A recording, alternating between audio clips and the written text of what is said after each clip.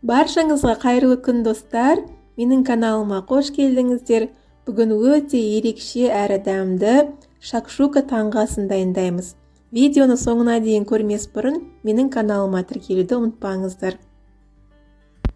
Қажетті ингредиенттер бұл 3 қызанақ, 1 тәтті қызыл бұрыш, 1 сарымсақ және 1 пияз, қалауымызша ас көк, томат пастасы немесе томат шырыны, паприка, қызыл чили бұрышы, орегано, тұз, бұрыш және жұмыртқа. Ең алдымен біз қызанақтардың сыртында қабықтарын алып тастауымыз керек.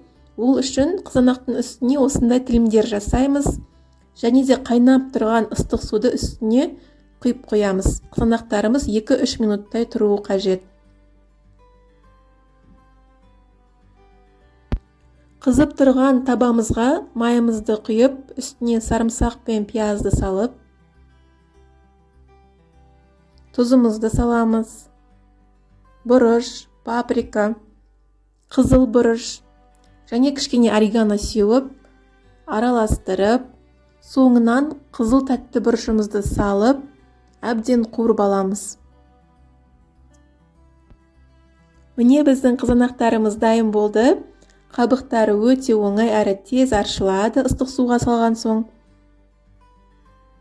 Қызанақтарымызды майдалап турап аламыз.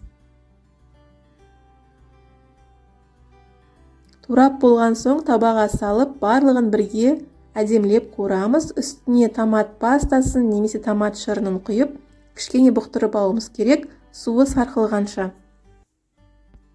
Кішкене суы сарқылған соң, үстіне 5 жұмыртқаны жарып саламыз.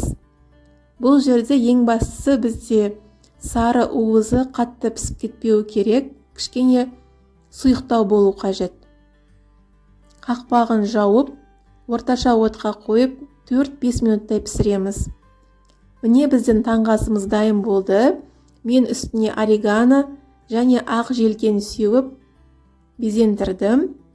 Өте дәмді болады, жасап көріңіздер. Видеоны соңына дейін көрген болсаңыздар, лайк басып, комментарий жазып, менің каналыма тіркелуді ұмытпаңыздар. Сіздермен бірге болған Мөлдір. Қош сау болыңыздар.